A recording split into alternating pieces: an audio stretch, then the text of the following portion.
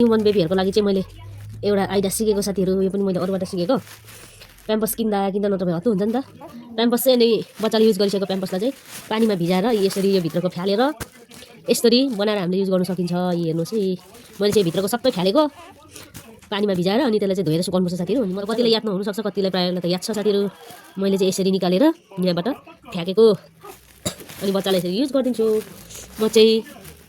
ल तपाईँहरूले पनि गर्नु सक्नुहुन्छ आफ्नो बेबीको लागि। यसरी लाउनु सकिन्छ है साथीहरू आफ्नो बेबीलाई।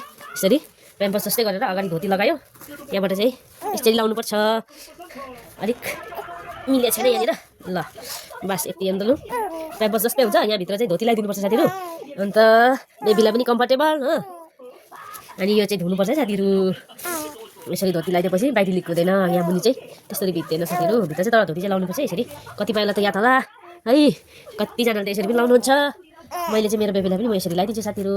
ल कस्तो लाग्यो तपाईँहरूलाई यो भिडियो? राम्रो लाग्यो भने आफ्नो प्रतिक्रिया दिनु होला है साथीहरू। हेरिरहेको छ मेरो छोराले चाहिँ।